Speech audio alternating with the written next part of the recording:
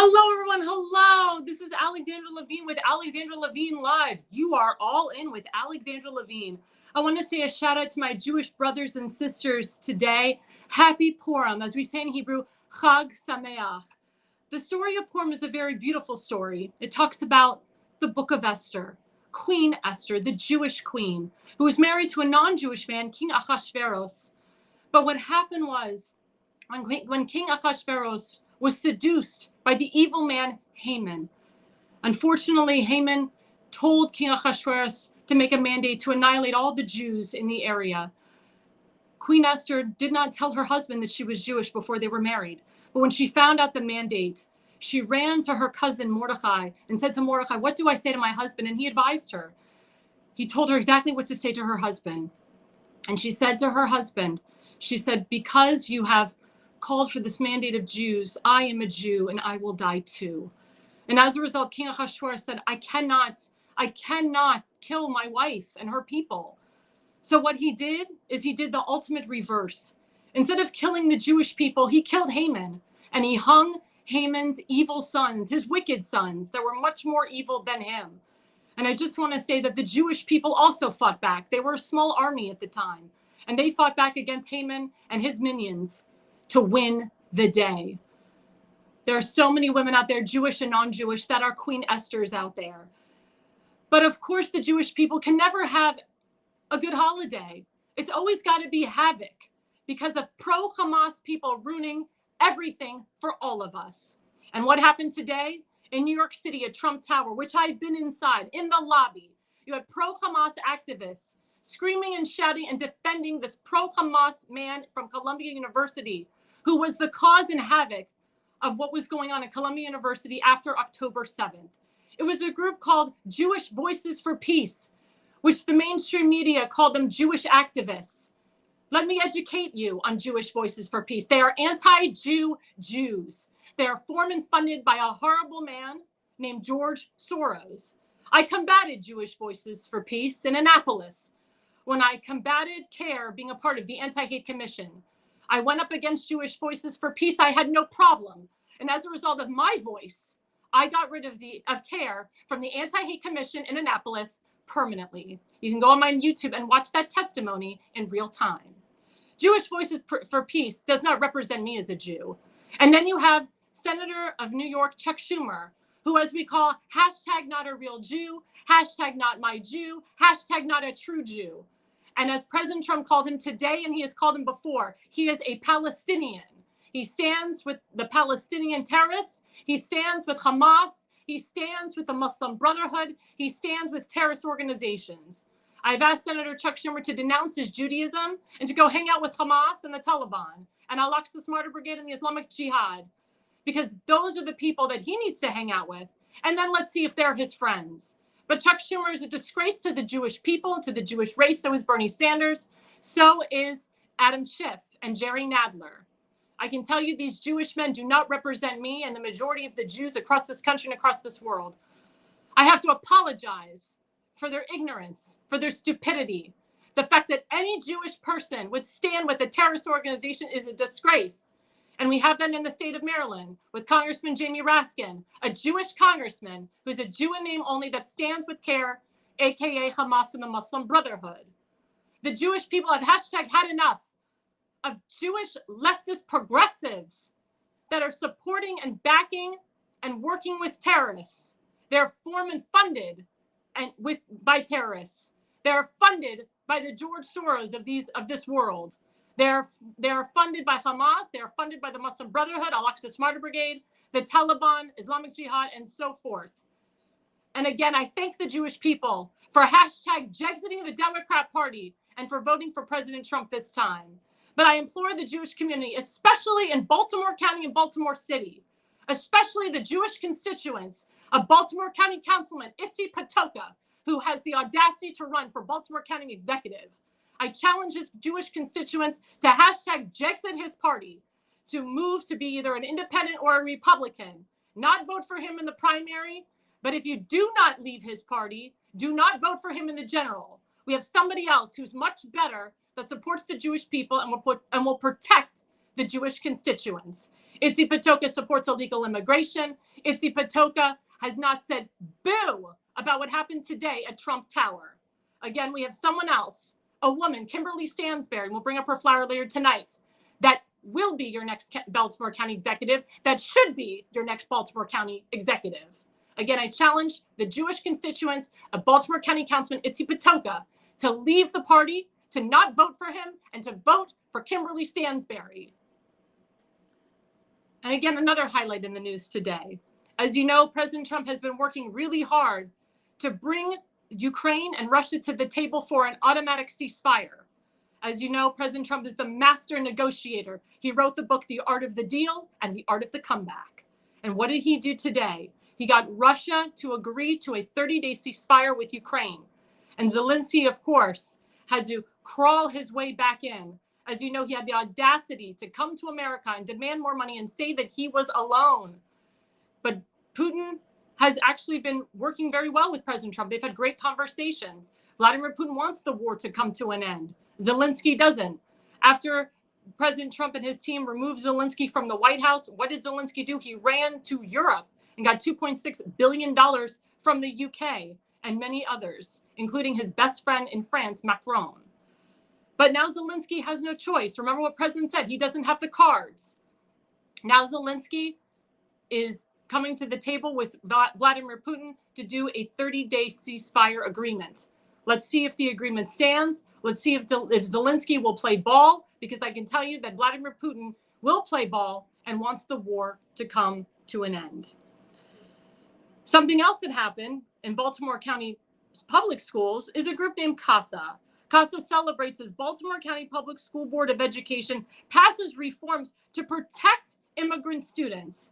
This goes because there was a teacher that called out the illegal students that were in the classroom and said that they had to go, and contacted ICE, DHS, and our good friend border czar Thomas Homan to remove these illegal immigrants, these illegal criminal students, these illegal terrorists from the schools because they're causing havoc. Again, Baltimore County, the state of Maryland with the Governor Wes Moore continues to combat President Trump's executive orders and loves illegal aliens, illegal criminals. Again, as we talked about a couple weeks ago with Fort Howard, a historic landmark, it is federal land. How Governor Wes Moore passed an illegal bill to push Section 8 housing into Fort Howard, which is not just for low-income families, but it is for illegal criminals. Again, we are working on the federal level, and we'll have elected official Tim Fazenmaker later on the program to discuss what he's been doing with that and how we are combating this illegal bill that Governor Wes Moore put into place, and he activated it January 1st of this year. But we have some great news. We'll put up the first slide as the White House press secretary, Caroline Leavitt, wrote, "Happy Wednesday," and we'll put up that slide. Happy Wednesday, America. Lowest core inflation in 4 years. Lowest mortgage rates since December. Airline fares down, gas prices down. GE Aerospace announced $1 billion in U.S. manufacturing. Japan beer maker Ashi announces investments in jobs in Wisconsin. That's what President Trump campaigned on, bringing jobs back into this country. Lowest core inflation in 4 years. That is amazing. Jobs are coming back to this country. Manufacturing jobs are up for the first time ever in about 4 years since Joe Biden took over. Under Joe Biden and Kamala Harris's administration, manufacturing jobs were down. Everybody was losing jobs here in America, and they were having the jobs go to China, jobs going to Mexico, and so forth. But now our jobs are coming back to the United States. And second slide coming up, Doge uncovered a $6 million grant. Good Lord. And this is exactly why these audits matter. This happened to do with Whoopi Goldberg. Her real name is Karen, by the way. And what they discovered is that Doge uncovered a $6 million grant awarded to Whoopi Goldberg to, quote, promote diversity on The View. Now, for those of you who watch The View, I don't watch it. I won't watch that garbage. They don't have diversity on there. I mean, they have Whoopi Goldberg, who's Black. They have Joy Behar, who's a white Catholic. They have another woman who's a white Catholic. Another woman who's a white Christian. They have Ana Navarro, who's a white Hispanic Christian. It's not really that diverse, and they're all liberal. And one of them actually used to work for President Trump. If it wasn't for her, she wouldn't even have a name, Elisa Farah.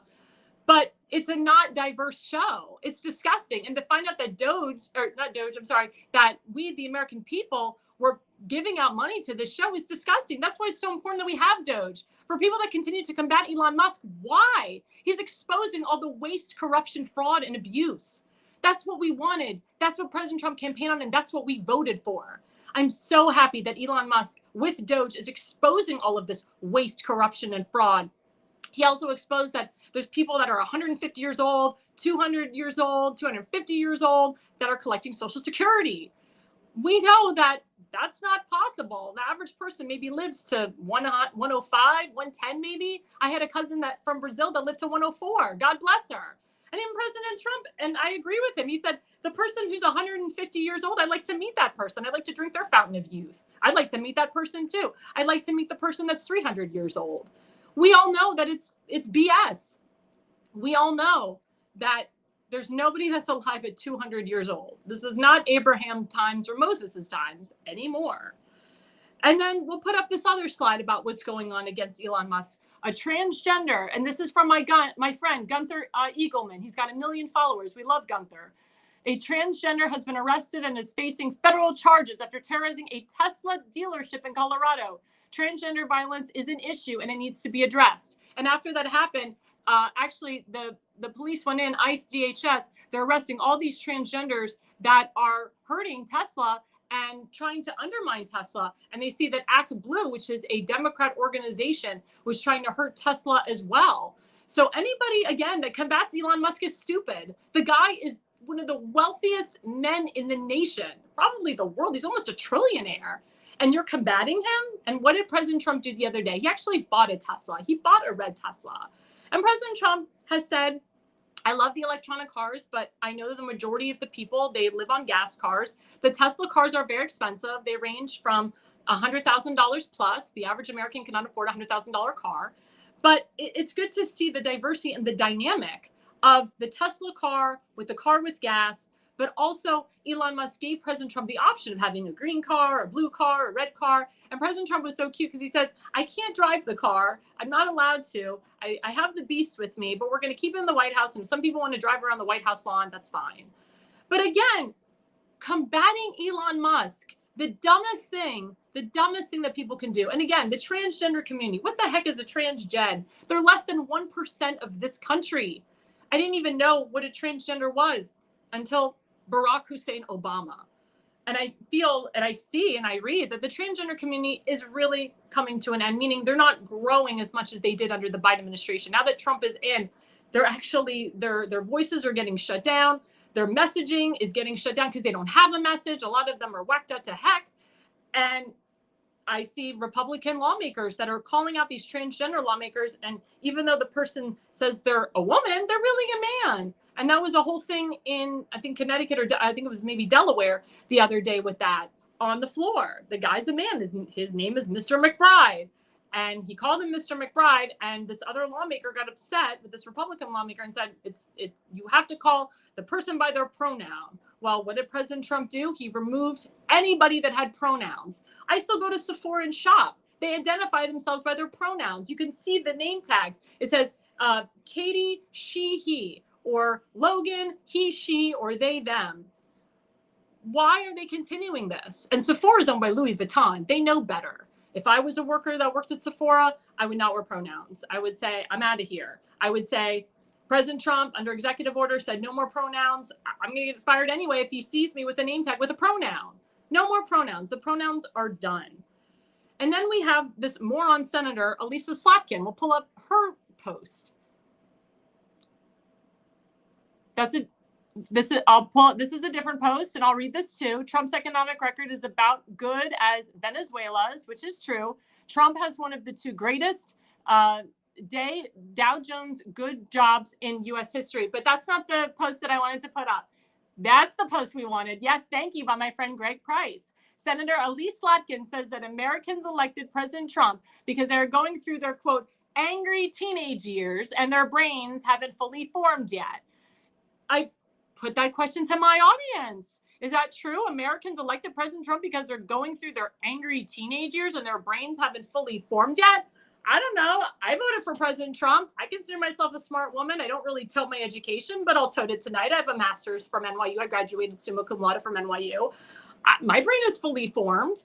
And 18-year-olds, their brain is fully formed. They're on their way to college. They're just graduating high school. So you have morons like her, like Senator Alyssa Slotkin, who just thinks that she knows we the people. She's so out of touch. The Democrats are out of touch. And we'll put up again Trump's economic record, because he had a great economic record this week and this month, that he has done so much good. There we go. Right again.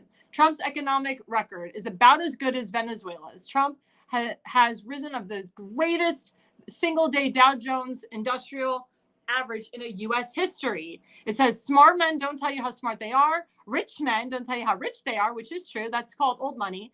And tough men don't tell you how tough they are. Honest men don't tell you how honest they are. That's true. My father has said those things in the past. That's true. And President Trump is very good at not telling the enemy what he's thinking or feeling. But we feel this, that we, with President Trump and his team in, we feel that the economy is going to get better. We see that the gas prices are getting lower. We see that the cost of eggs is going down. People can afford groceries again. We see the jobs coming back to the United States. Again, what I said the other day, trust the process. Trust the process, trust the team that President Trump has implemented and put in to fix this country and get this country back on track. It's really important that you trust the process. And again, people are still furious. They haven't seen the Epstein files yet. The Pam Bondi said are coming. Again, she's still getting pushback from some people in the FBI in the state of New York and liberal states. She even claimed that she did receive a list, but it's not the real list. And she's working with FBI Director Kash Patel to make that list known, to be transparent to we the people. And she has to collect the correct list, the correct evidence to release that. I can tell you, I know Pam Bondi personally. She was my attorney general in Florida. She's a tough cookie. When she says she's going to do something, she's going to do it. I really want we the people to have faith that she is going to push that file out and show us the list of people. We already know that Bill Clinton's on that list. We know that some big prominent names are on that list. I'm telling you, the list is coming. We just have to have faith. And one of the biggest things that Pam Bondi did is she sued the state of New York. She sued the governor. She sued Letitia James. She also sued the city of Chicago. She sued the mayor there, and she sued the entire state of Illinois. I have asked her personally, and so has elected official Tim Fazenbaker. We've asked her to sue the state of Maryland, to charge Governor Wes Moore, to charge Attorney General Anthony Brown, to charge Baltimore City Mayor Brandon Scott, and also any mayor, any county executive that goes against President Trump's executive orders, that goes against ICE, DHS, and the Secretary of State, Marco Rubio, because this crap needs to come to an end. The fact that we had these pro-Hamas protesters entering the lobby of Trump Tower. I didn't even think you could just enter the lobby of Trump Tower. I remember the minute he became president, it was very hard to go to Trump Tower. You had to have special permission and you had to be specially invited.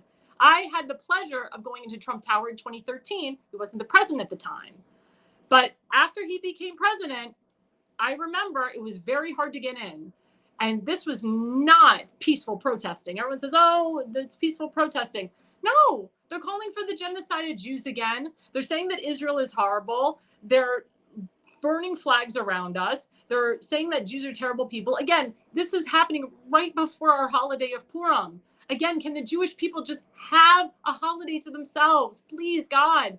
We had a really crappy Simchat Torah in October of 2023 because of October 7th. We've had a very bad Hanukkah. We had a very bad Passover. I mean, Passover is coming next month in the middle of April. What's going to happen then? You know, we don't disturb you during your Ramadan, so please don't disturb the Jewish people during our holidays, and don't disturb the Christian people during their holidays too, because you screwed up their Christmas this year. But Jewish Voices for Peace are not Jewish activists. They do not represent me. They're anti-Jew Jews. The majority of them believe in Islam. The majority of them are not even Jewish. Again, I combated them. I combated them at Towson University. I combated them in Annapolis. I have no problem combating them. But it takes more than myself. It takes a whole group of people to combat them as well. I want every single person, Jewish or non-Jewish, to combat these groups, to get rid of these Gaza encampments, to stand up for what they believe in. Because let me tell you something, when these pro-Hamas people, when they go after Jews, guess what? They go after Christians too. We see what's happening in Syria. We all need to stand up here and fight for our right to exist, fight for our First Amendment, fight for everything, fight for, again, our right to exist. It's very, very important because these pro-Hamas people, they try to shut your voice down and they try to hurt you.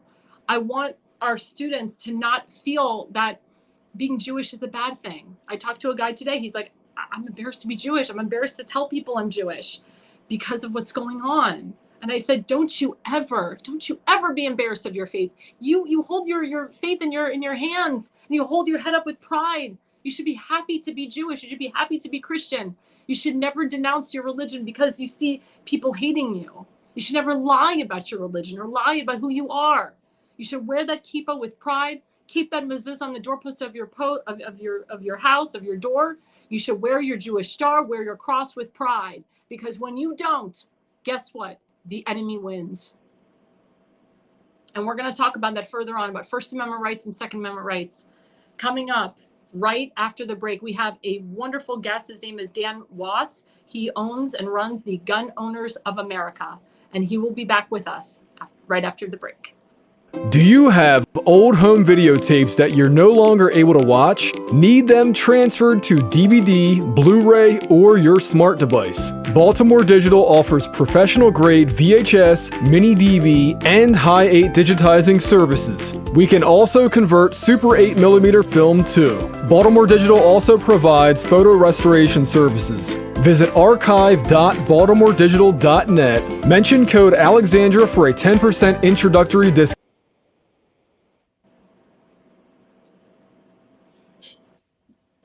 Hey everyone, you are all in with me, Alexandra Levine. This is Alexandra Levine Live.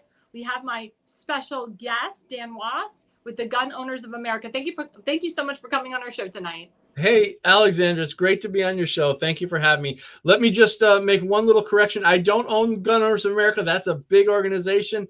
I am simply a spokesman for them. Thank you for clarifying. Sorry about that. Yep, no problem. But so great to be on your show. Thanks. And I was listening to this segment before and just what a great topic. Fantastic. Thank you. It's, I tell everyone it's my faith that defines me. Yep. Big time. Yep. So, we're talking about First Amendment rights and Second Amendment rights. And I do want to bring up the fact that there was a pro-Hamas protest at Trump Tower today. Mm-hmm. And we had police officers there and so forth. But do you think, in your opinion, that maybe, if there was Jewish people there, non-Jewish people there, that they should have the right to have guns on them to defend themselves in case, there was huge havoc that happened today?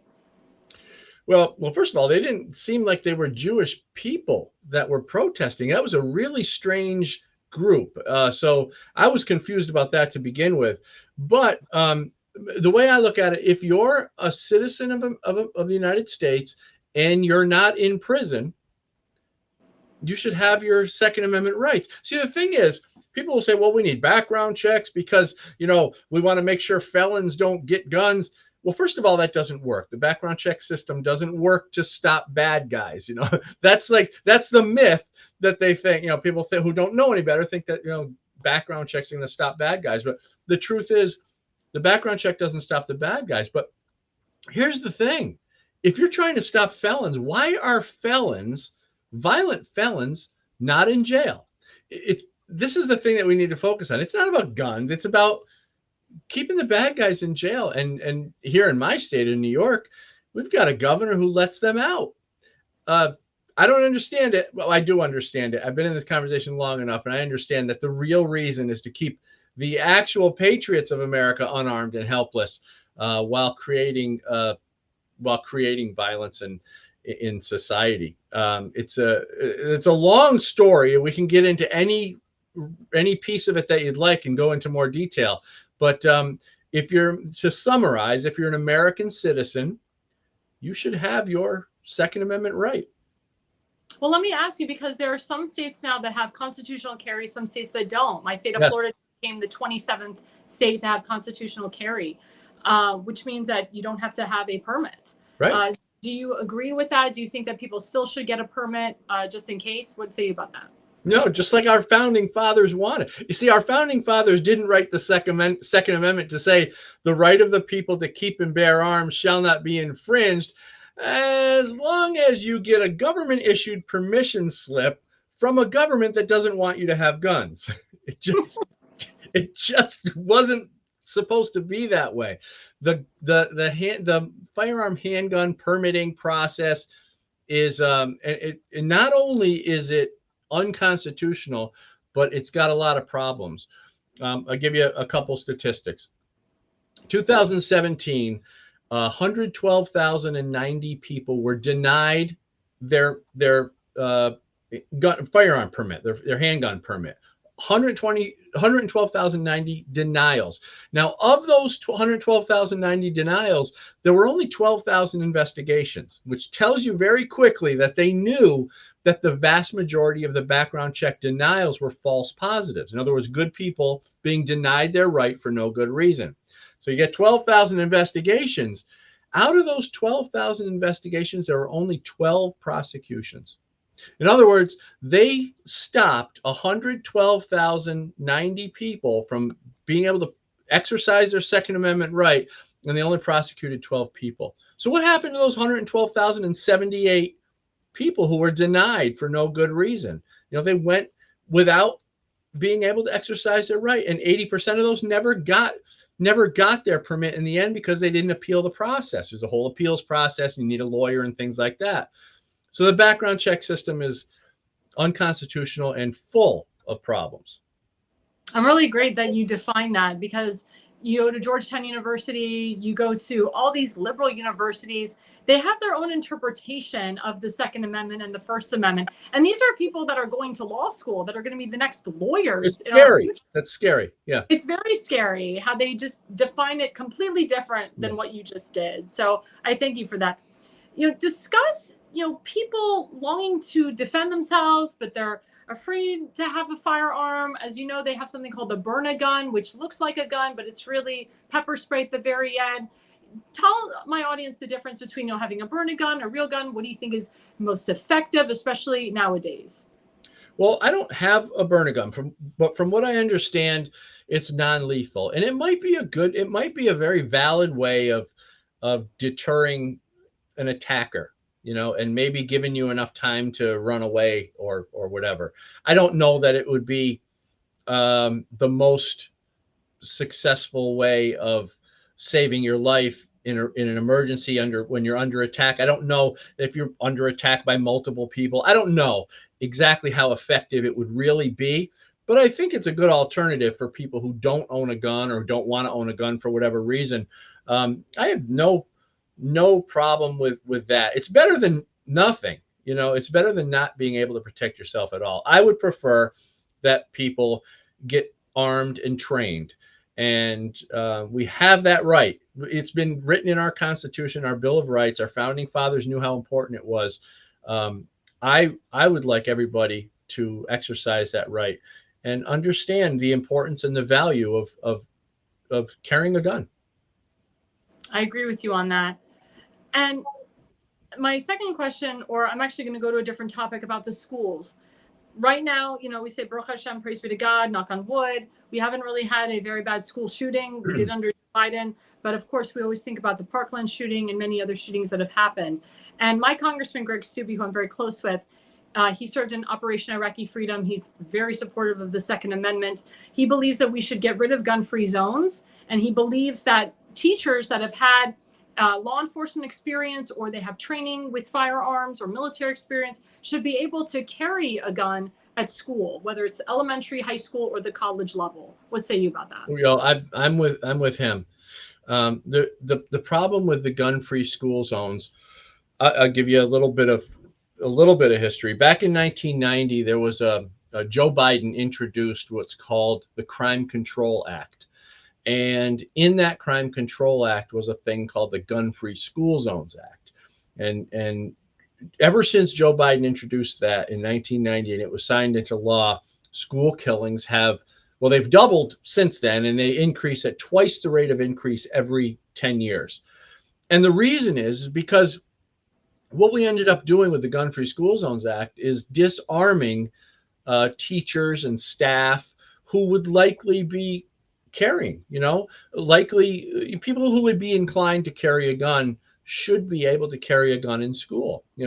If your state requires a license, which I'm against the licensing, but if your state requires a license, okay, and you have a license, you should be able to carry in school to protect those kids.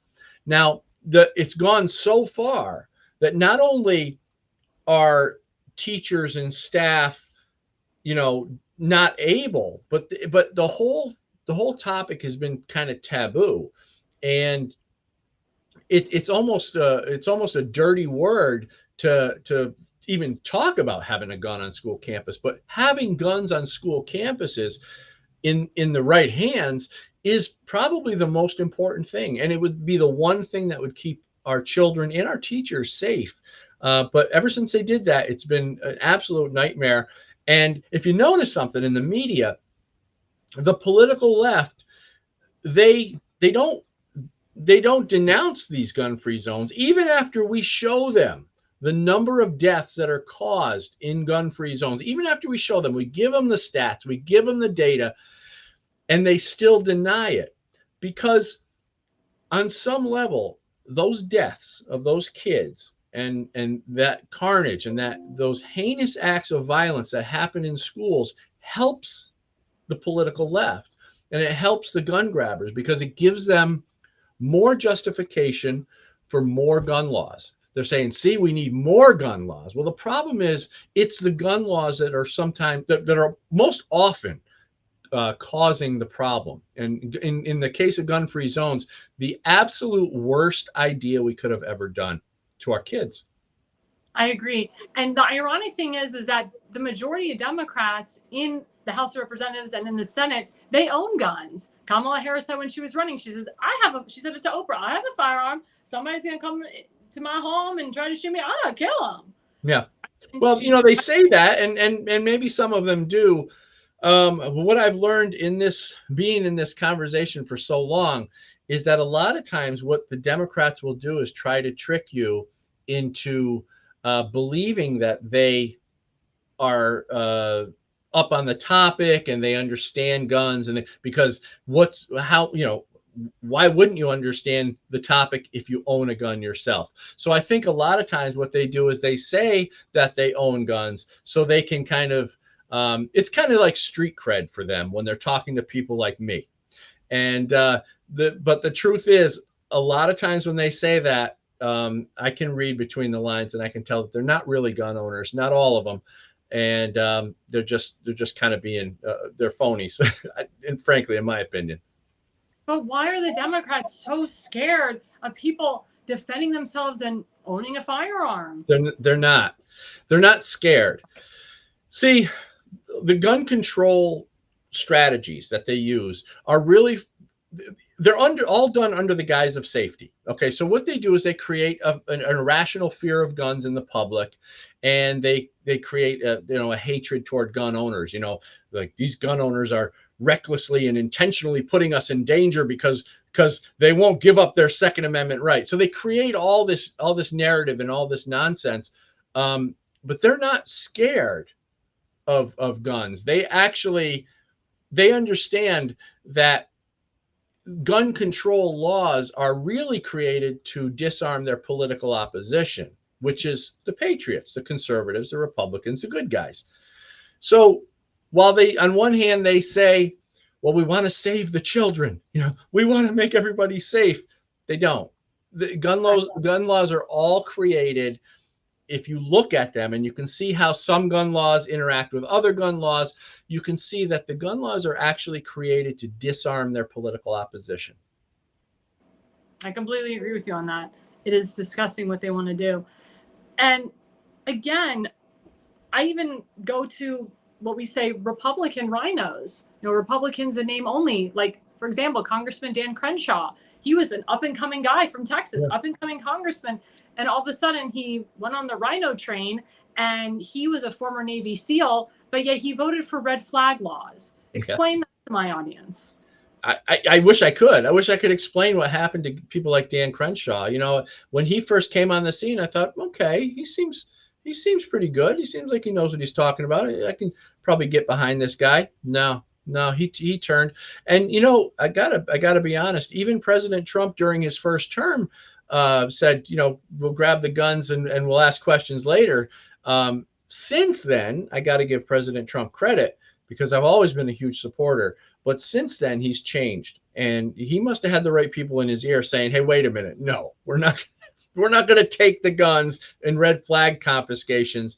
And he really changed. I mean, he really turned around. He even gave Pam Bondi an executive order that told her she had 30 days to go weed through all the gun laws and make sure that she brings to the surface any gun laws that are violating the citizens' Second Amendment rights, and that they're going to do something about it. They're going to fix things. So we haven't seen anything yet in that area, but I hope so. And so I think President Trump has really made a good turnaround on the Second Amendment.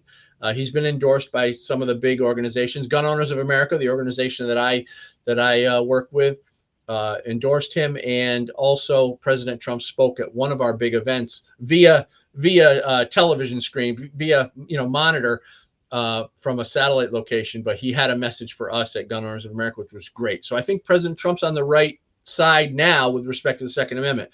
Pam Bondi, however, she also supported red flag laws, and she was, I think she did that when she was in Florida, AG of Florida, and so she had a bit of a questionable past when it comes to Second Amendment as well. Fingers crossed with her. I'm hoping she does right by the Second Amendment. Well, I think, like you said, some people aren't really educated on the Second Amendment. They know some things, they may not know other things. Obviously, someone that has a gun, that has had a gun since they were 10, 11, 12 years old, they grew up with guns, they know a lot more about it. I speak to a lot of farmers in Texas. They're all 2A people, and they say the same things that you just said, that in the beginning in 2017, President Trump didn't really understand the red flag laws, the bump stock laws, and so forth. And now this time around, because he's got proper people around him, in my opinion, I think he has more of those pro 2A people, and like you said, those pro 2A groups that have supported him.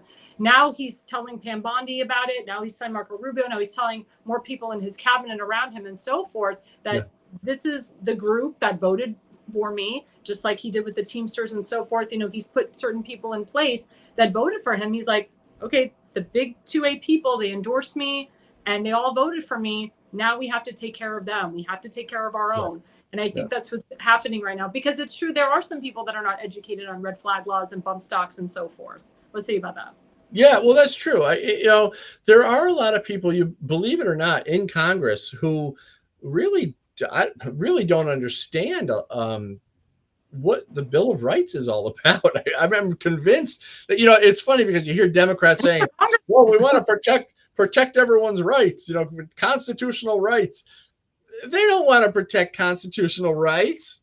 They hate the Constitution and Bill of Rights. They hate the idea that we have a Second Amendment. They hate the idea that we have a First Amendment.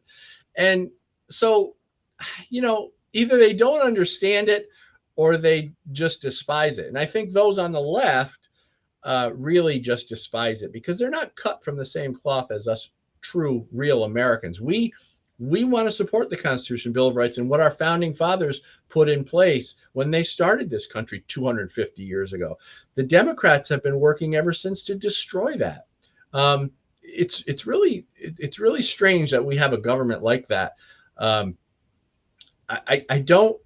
All I can say is I think it's going to be a constant battle because we have communists in the Democrat Party and we have patriots in the Republican Party, and then we have a mixture of kind of the uniparty. Exactly right. So it's always been a battle, but I don't believe the Democrats love, appreciate, and will want to support our Constitution, especially not our Bill of Rights.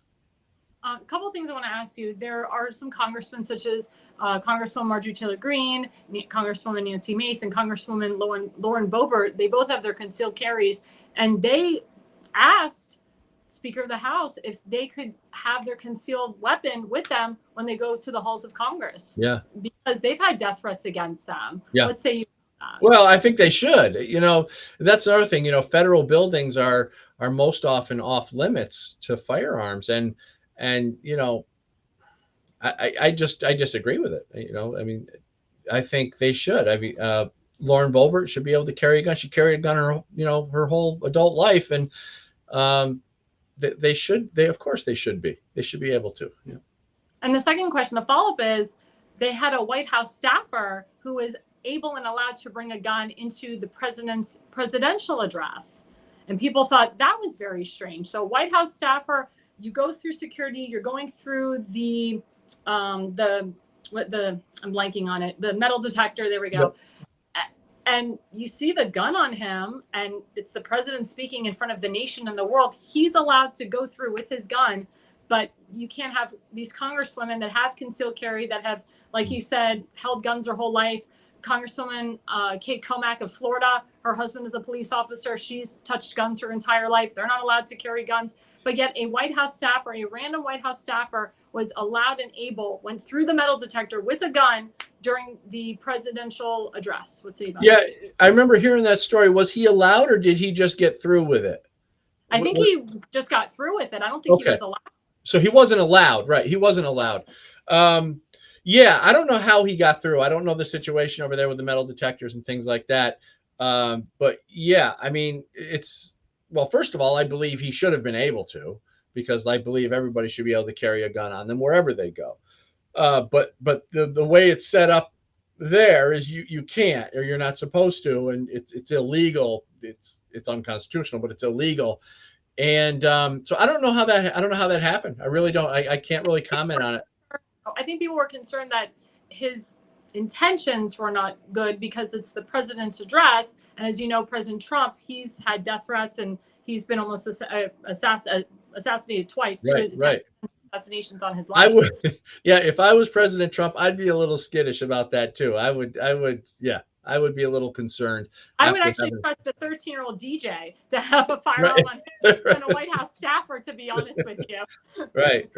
Yeah. Can you imagine? I mean, really, can you imagine being shot at and getting hit that close on your ear? Boy, this is an amazing guy we're talking about. And I don't think people realize just what a treasure he is.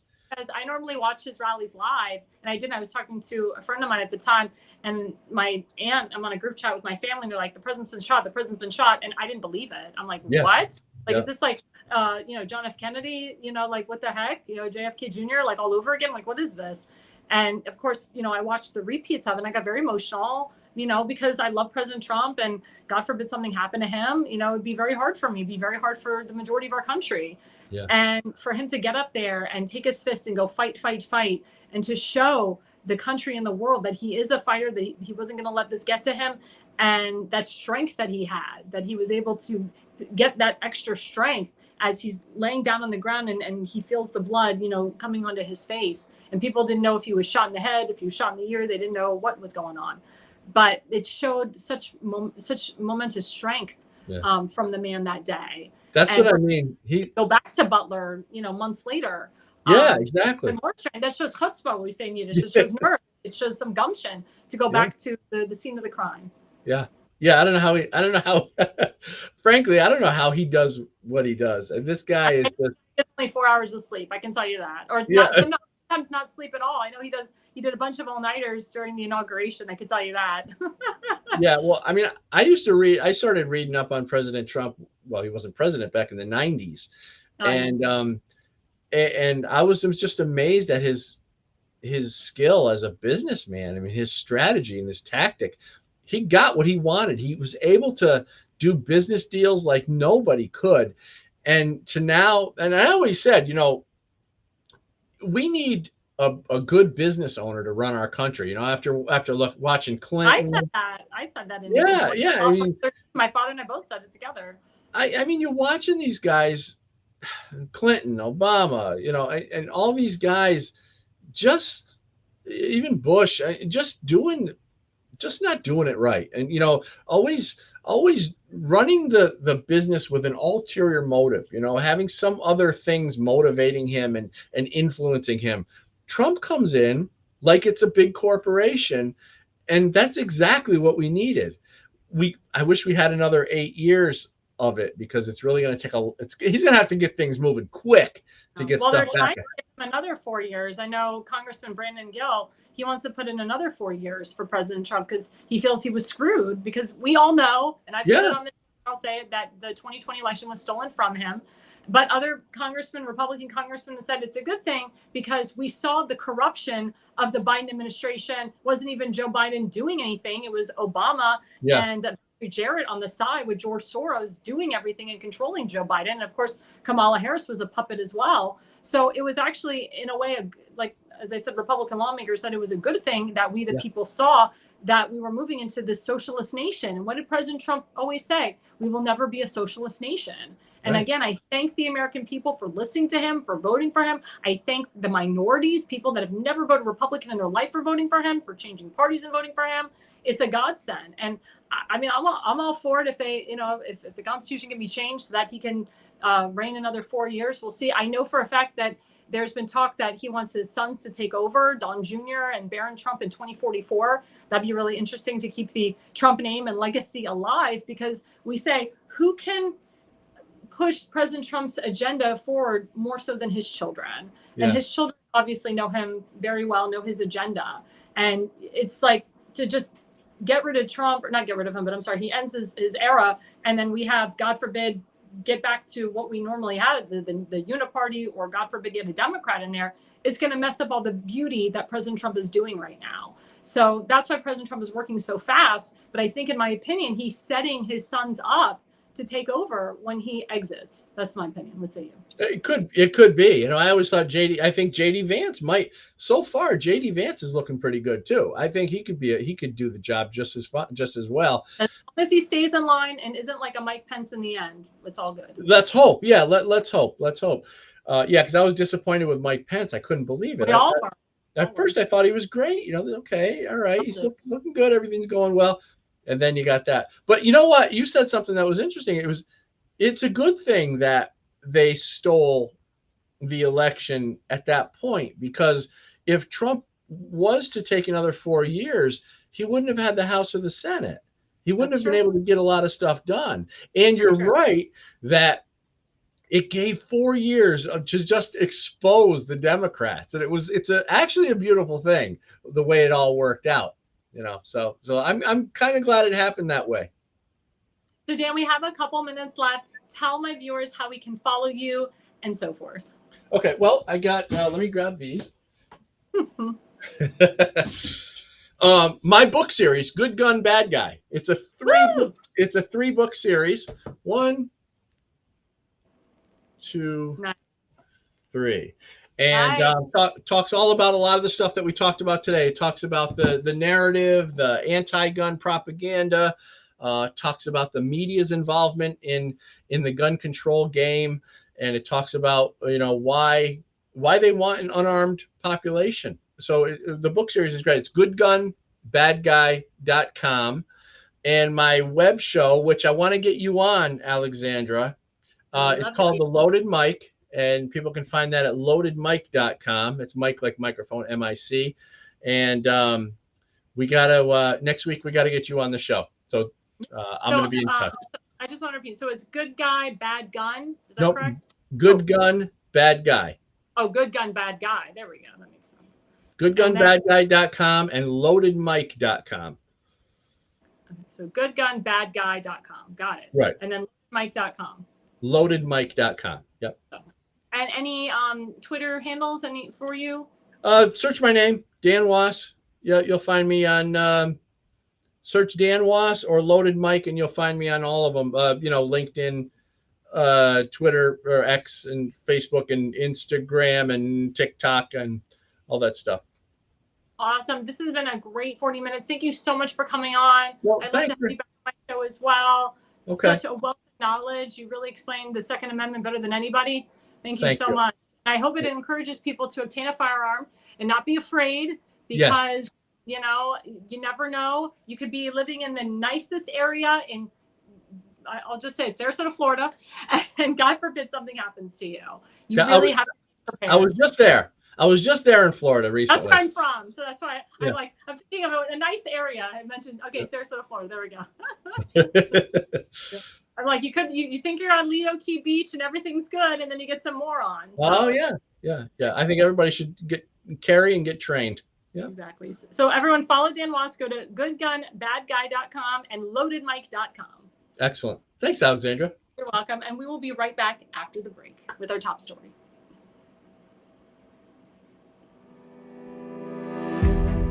Hi, I'm Alexandra Levine. I'm a professional opera singer, actress, TV, and radio personality. Since 2015, I've been a volunteer, a field director, and a campaign manager, learning the ins and outs of the political world. That's why I became a political consultant.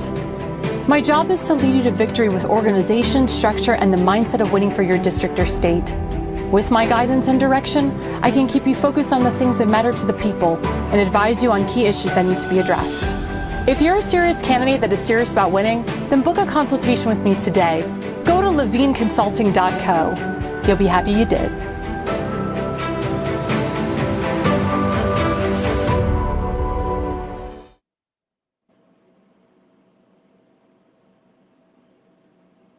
And you are all in with Alexandra Levine. That was me, levineconsulting.co, levineconsulting.co. Go to levineconsulting.co if you are a serious candidate, seriously thinking about running for office, and you want to know how to win. We just had a wonderful guest, Dan Wass. Please go to goodguybadgun.com and loadedmike.com. He knows everything there is to know about the Second Amendment, and he was just a wealth of knowledge, and I'm so happy that we had him on the show, and he will definitely be back. Now going to our top story tonight. This is a big, important story that has been getting viral attention, not only nationwide, but it is getting worldwide attention. As you know, I have viewers from Israel, viewers from all over the world. What happened on Friday, March 7th, at the Kingsmill apartment complex in Essex, Maryland, was a young boy, 12-year-old Kason Longo, was ganged up on by a group of 10 men for no reason at all at the complex. This young boy, Kason Longo, was hit in the head, he was hit in the body, he was sexually assaulted, his clothes were ripped from him, and he was continuously beaten by these 10 young men and assaulted. He has massive bruises all over his body today and probably mentally traumatized. These were boys that were 13 years of age or younger that surrounded this innocent life. No child should ever endure what Kason Longo went through on that horrific day. I will show you the tweet from his grandmother, Robin Zirkle. It says, "This is my grandson getting hit by a group of punks." And if you can see the tweet, you'll see it. It's a little small for me, but my viewers can read it. And then we also have a very important post, and we'll read it, and my viewers will read it, from elected official Tim Fazenbaker. And he said he's so pissed because he didn't write this as an elected official, but for those of you who don't know, Tim Fazenbaker is a father of 4. He's got 2 boys, 2 girls that are around the same age as Kason Longo. And for him to see that, it compelled him to do something, and it hurt and it shattered everybody, not just in Maryland, but all over the country. And when we bring up the elected official Tim Fazenbaker, he will talk about the steps that he took to get this out there and what he did to help this family. And I will say, viewer discretion is advised of the video we are about to play. Please play the clip.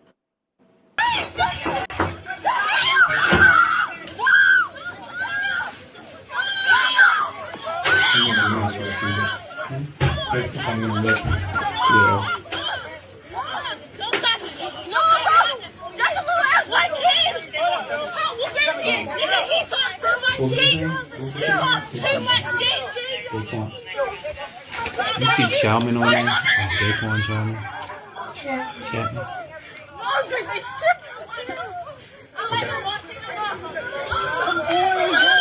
You saw him on there? You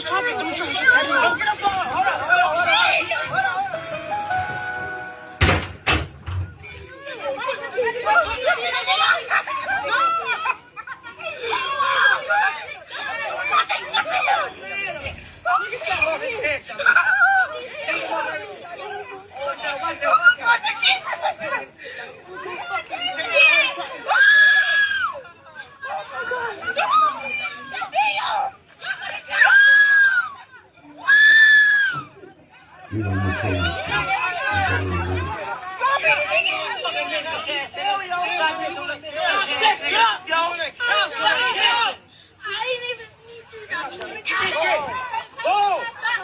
Oh my God, dude, they're gone. Is that one of the kids down the hall? Real shit. Stop playing with me,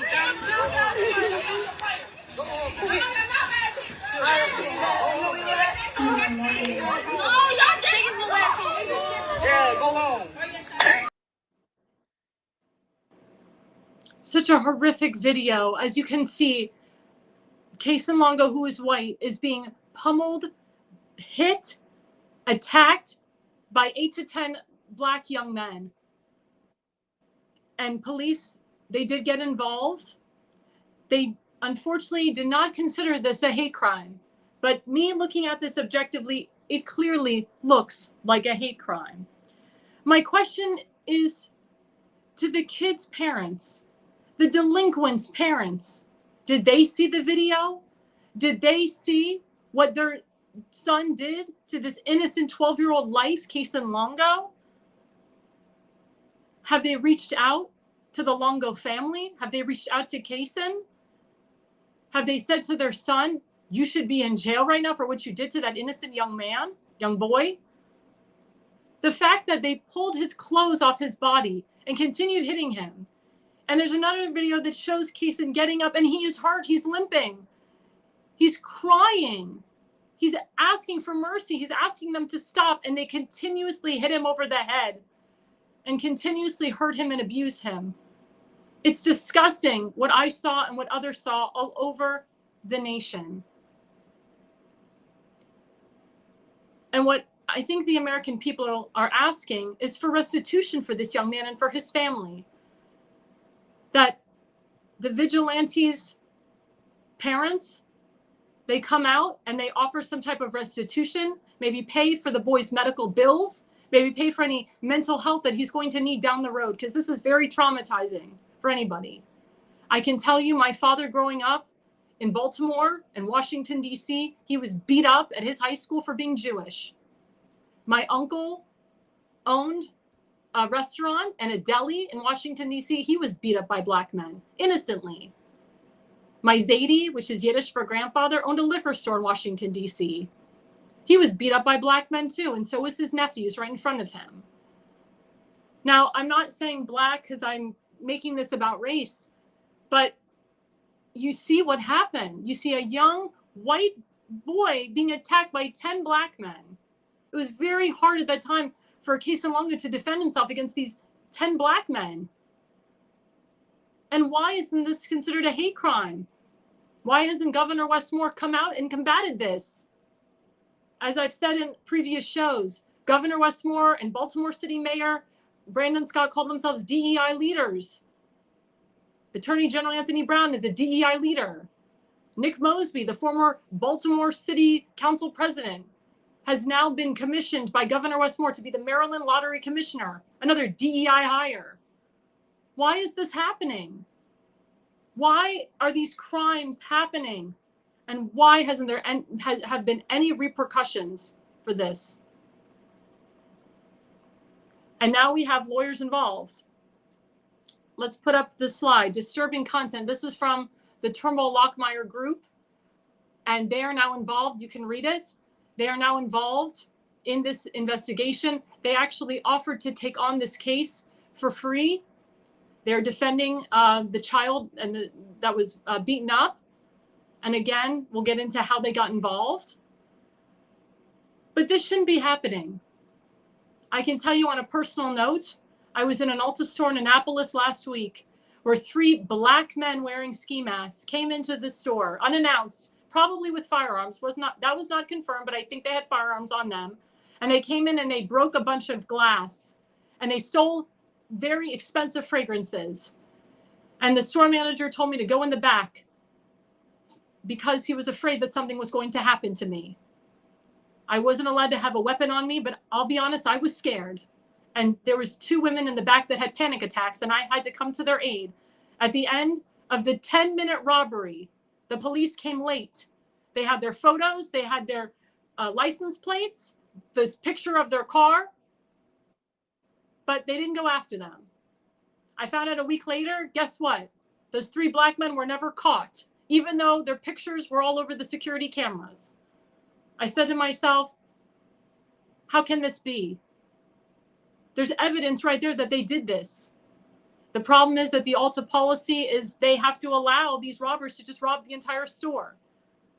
But Governor Westmore almost had me killed. I could have been dead that day with the other clients and employees that were at that Ulta store. Kason Longo is very lucky that he is not dead. But if these 8 kids get released back into the wild, who knows what will happen to Kason Longo again or someone else like Kason. That's why it's very important that we put these delinquents and vigilantes in jail, lock them up, lock their parents up. We cannot let this go by. We cannot say, oh, well, the kid is black, we can't put him in jail. Because that's what your governor in Maryland, Governor Westmore, says. He puts race first before anything else. Remember, he's a DEI leader. Same thing with the Baltimore City Mayor, Brandon Scott, and Attorney General Anthony Brown. I talk about Maryland so much because it never used to be this way. There used to be law and order. I blame the county sheriffs for this as well. I blame the county executives for this as well. So how can we get law and order back into Baltimore County? Let's bring up right now Robin Zirkle, who is the grandmother of Kason Longo. And we also have elected official Tim Fazenmaker, who was on our show before. We're going to bring him up as well. Here we go. Robin, my question goes to you. Tell us a little bit about what's going on with Kason right now, and tell us a little bit about what the police are doing and the attorney is doing right now. They met with the attorneys today, and they're in the process of getting Kason some therapy, giving him a therapist name. And Kason seems to be doing okay. He's healing. He's going to school, doing what he's supposed to do. That's pretty much it. I haven't heard anything. The police are finished, from what I'm told. They're not going to be prosecuted. It's not a hate crime, and I wouldn't call that a love crime, but what do I know? Now, let me ask you, Robin, has this ever happened to Kason before? And do you know if this has ever happened in the area that it happened before? Not to my knowledge. I don't live there. I live in Pasadena, so I don't know. To Kason, no. Kason got hit by a car. It was a hit and run. Oof. He was riding his bike, and that was right there on Eastern Avenue. He was riding his bike on the sidewalk, and he got hit by a car. Nothing came of that either. Hey, Robin, this is Tim Fazenmaker, and I'm sorry that your family's going through this. Can you kind of walk us through how everything began? And what I'm looking at specifically is how'd that video come into your possession before it went viral? Okay, well, this happened on a Friday. And from what I understand from his father, because his father called me on Monday, and he got beat up, and he played soccer. He's a great soccer player, and he had a soccer game on Saturday, and he made it through soccer. Tony was shocked. Visible marks on his face, there weren't any. The normal boy things. Tony called me and he said, I have something on. Tony had it. I don't know where he got it from. Some mother or something found it, and she turned it in. So Tony he says, I'm going to give you something. You can look at it or not. It's up to you. But here's what happened. And he went through the whole story about how Kaysen got beat up. And I took a glimpse of it and I just couldn't. It sickened me. And I said, somebody said to me, please post that on Facebook. Well, I didn't want to do that because I didn't know what was going to happen to Kaysen. You know, my thought was Kaysen. And I asked Tony, his dad, and he said, just go ahead, just put it on Facebook. So I did. And then my son called me. He said, Mom, take that down. He said, it's violent. I said, I know. So then somebody else told me, no, don't take it down. I was going back and forth with, and then a friend of ours, a friend of Tim and, Eugene, he was like, do not take it down. This needs to be out there. You helped me. I want to thank all you who have helped me and stepped up. I got to thank you all for that because it made it a lot easier for us to get through this. And That's Well, I just wanted to follow up with you, Tim, because I understand that you were in touch with the law firm, you were also in touch with the police, and you were also in touch with local media and national media to get this out there. Tell my audience about that process, Tim. Well, I was at the police officer called me, which was very nice. I thought that was nice. He called, and I spoke with him, and he told me what process was going through. He says for me not to say anything because it's an ongoing investigation. The same with the attorney. Please don't say anything. It's on. So there's not much you can say. So I spoke with him, and I just kept sharing the video, and people were calling me and sending me messages, and they're like, "Oh my God, can I put it here? Can I put it there?" I said, "I guess, go ahead." So. And Tim, tell us about that process that you went Yeah, through. I received a phone call a few nights ago from a gentleman named Eugene, and Eugene lives in Pennsylvania now. Used to be a Baltimore resident. He lived through what the worst aspects of what you can think Baltimore is shown as on TV. Eugene had said, "Hey, I know you're a father, and I know you're passionate about this, and this is your district, and I think this is something that you should watch." And it was very tough to watch. And my first thought was, I didn't want to share this, but I had seen that Robin had shared this video, and I knew what needed to be done. A lot of people in Baltimore understand that this type of stuff has happened for decades. I've been jumped before, and as a kid, not as bad as this, but many people have experienced these things. So my first goal was to get this out and get it in front of people and let them see what happens. And I went to the police station, and I made sure that they were aware. I pushed the press. I got the press to go there. And then I spoke with Turnbull, which is a great community law firm that helps with any type of situation like this. Mm-hmm. Anything constitutional, anything related to community, they've been great. But the thing was, I knew that we would hit a roadblock in Baltimore and Maryland with the policies and laws that they put in place.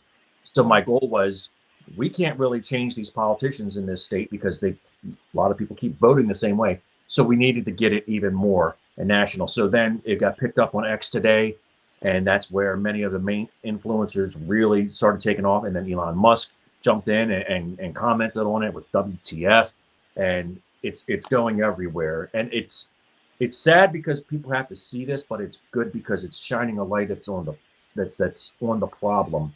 And these are the things that need to be fixed and addressed. And for something like this to be just dismissed right away as, well, we can't charge these kids, and we can't, we're not calling it this and that.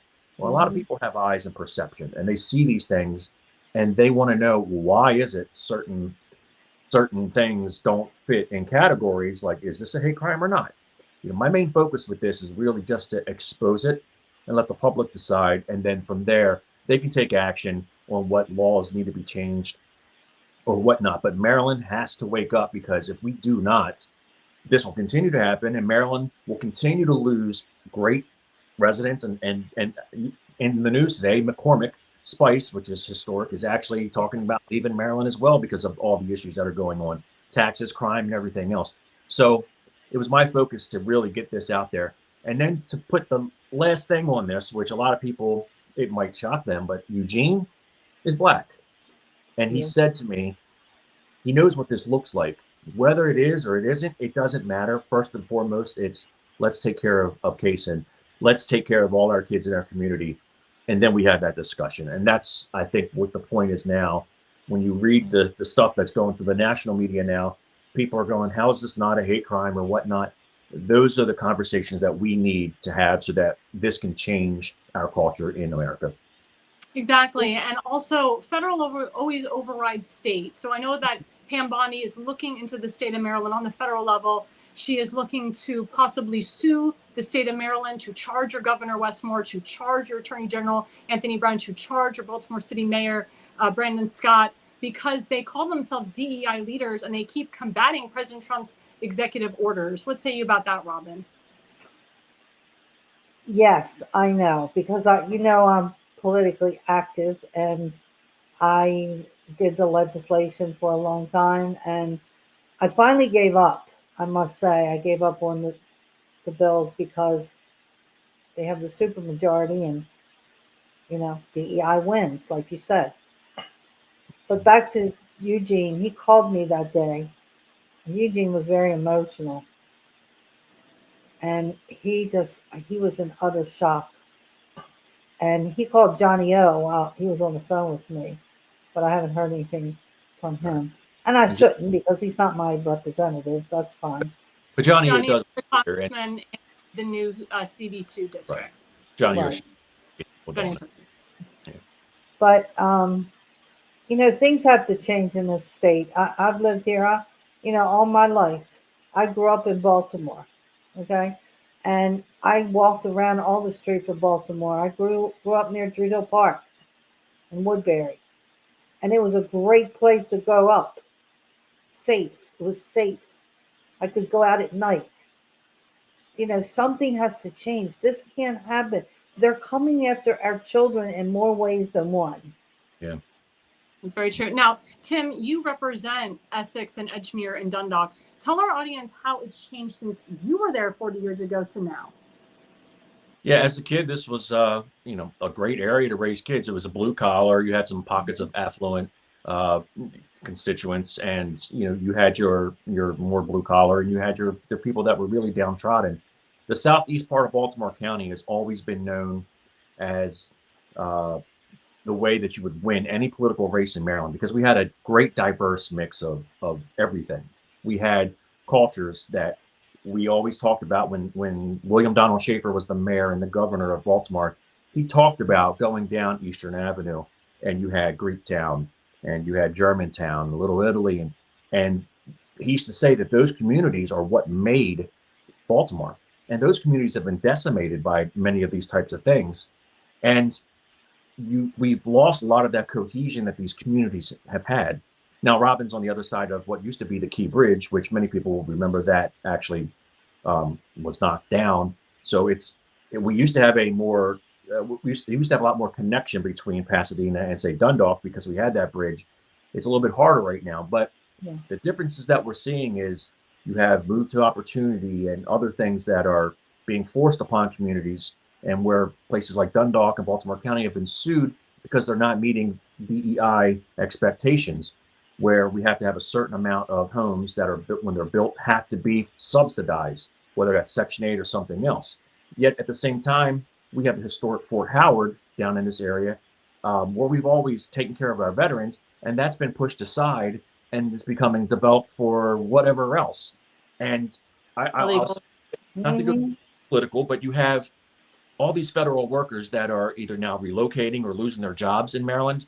We don't have a housing crisis now where we don't have enough houses. We're going to have way too many. So why are we continuing to develop in this area when we should be taking care of our own? Now, the community has changed, but there is still that soul in this community. And I have to say, I mean, it brought me to tears that so many people have reached out to me and said, I want to help the family. I want to buy them a new phone. I want to send them on a vacation. I want to do whatever I can. I want to be a big brother. Those are the things that really touch my heart. Yeah. And so many people want to do things. And that is what will still bring us together as a community, and that's how we're going to get through this. And Robin, I do want to ask: has any other elected officials reached out to you or the family at all?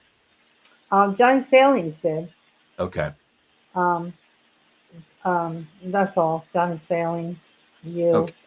Um, And we've been but asking. yes, those people have reached out to me, sent me messages. Your people in your community and in Cason's community, it's incredible, and you know it brings you see something like this happen to your grandson, and it's disheartening, and then you have people like we've been saying this week, and it's like it opens your eyes again, like wow, you know, people are really care and nice and loving, and you know, and there's this little bunch over here, you know, this little bad bunch, you know, we we have to fix this some way. We And have to. white and black in this community have stepped up and said it's You wrong, know? and we have to do what we have to do to fix this. Yes. And that's what's happening now. And I've noticed today, really in the national media, is it's now going and falling on our governor Wes Moore, because these are the legislative laws and that his administration has pushed and they've signed into action to say a lot of these kids that were involved, they can't be touched. And we saw it in New Jersey recently, I think, where a 14-year-old murdered a police officer who was 26, and the 14-year-old just gets just wiped away.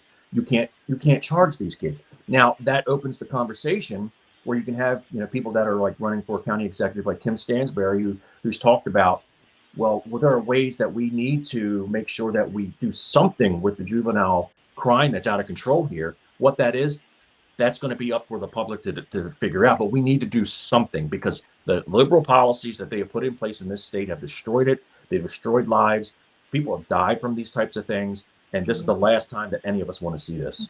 And Yeah. I can say Baltimore City is now becoming, or excuse me, Baltimore County, let me rephrase that, is becoming Baltimore City. And that's what we're all afraid of. And that's what we don't want. That's why it is so important that we have the proper people in office so that Baltimore County doesn't become Baltimore City. What say you about that, Robin? I was told this when we worked so hard to not have Westmore elected, and I was told by people in Baltimore City, black people, if we don't beat Westmore, the counties will become Baltimore. Yeah, that's true. And and Eugene Boykai was one of those black Republicans that stated it. You know, he did. He was the one that led the charge, Yeah. and he leads the charge every day. And that's why he moved to Pennsylvania, because he had enough of what was going on in Baltimore City. And now he has, he's married to Hannah Lynn. He has a baby. He's got another one on the way. And like they're living in paradise. They're happy. But Eugene, and my father always said this, you never forget where you come from. And Eugene sees his city going to hell, and he sees Maryland going to hell, and he's tired of it too. And he's hoping, that the people in Maryland will, wake up and vote the right way and put the right people in office, because it's so important. Because what happened to your grandson could happen to anyone else again, and that's what we don't want. I worry about young kids every day, and I worry about older people as well. Mm-hmm. Because I am one of those. And Young. I worry about this. You're not old, Robin. You're beautiful. You're one of the young. Thanks. But I just worry. I worry about our children in so many ways. The violence, the DEI things going on, the books, the education. They can't even read. They can't read writing. They can only read printing. I mean, come on, people. Let's do better. Please, let's do better. If nothing else, for the children, please. Robin, do we know what actually instigated this fight? I do not. Yeah. I do not. I asked Kason, and I said, I heard that you called one of the guy's girlfriends a B, and he said, I did not. Right. Yeah, I mean, that's how it starts. I was telling Robin earlier in the program, these kids, they say, oh, this person called this person something, and it's a telephone. And then in my opinion, it's just a way, it's a made up way for these gangs to get, quote, triggered. And Well, then they if just he did say that to that boy, why didn't he and that boy fight? Correct. right. Why did it have to be everybody in the neighborhood fight? Exactly. Exactly. And as we saw in the video, it wasn't just, one kid going after your grandson. It was 10 kids. To me, it looked like 15 or 20 kids, to be honest with you. It looked like a huge gang of kids. Yeah, Like, it was. I counted more than 8. I think I counted like 10. mhm. But it was hard because they were running all over the place. But they were circling around him, which was even more disgusting. They were circling around him. They were, making sure that he was just going to be flat on that ground. And then, as I said earlier, he finally gets up and he's limping, and you can see he's in pain and he's crying and he's saying, "What did I do wrong? What did I do to deserve this? Like, what the heck?" And they continue hurting him. And that's when they ripped off his clothes, and then they hit him with his clothes. And that got to me at the end. That really hurt. I And know that was killing me too. poor And innocent kid the, is like the fighting for sad his thing life. was, he said, I thought they were my friends, the ones he went to school with. No. Yeah. I can't Robin, imagine. what would you like to say to Wes Moore? What could he do so that this kind of stuff would stop happening? Hmm. Well, Westmore can't really do anything.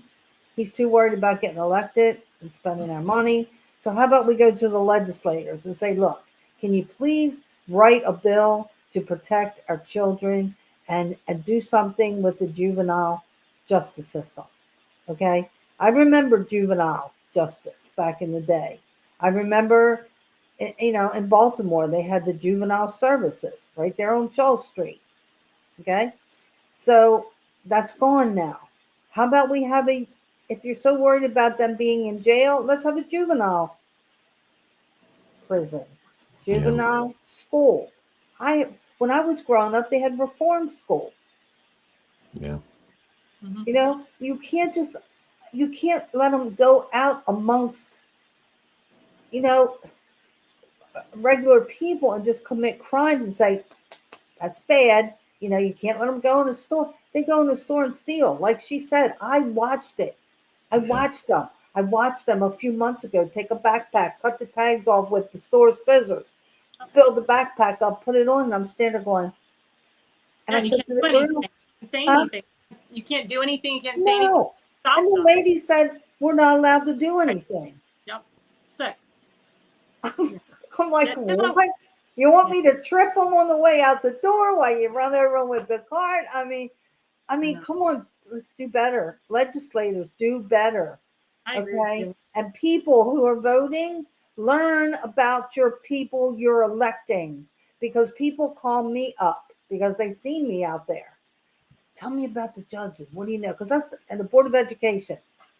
People don't even know what the um what is it called? The priest, not the priest. They don't The like that one. precinct No, the um We're- what's it called?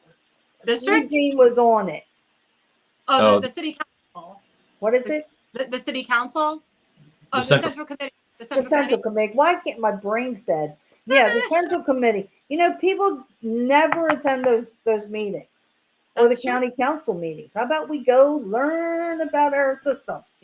Yeah, I mean, Tim is a part of the Baltimore County Republican Central Committee. We've encouraged people to go to his meetings. It's the second Monday of every month. So come on down I and mean, it's go nice. there. You meet people, you make friends. Look at you guys.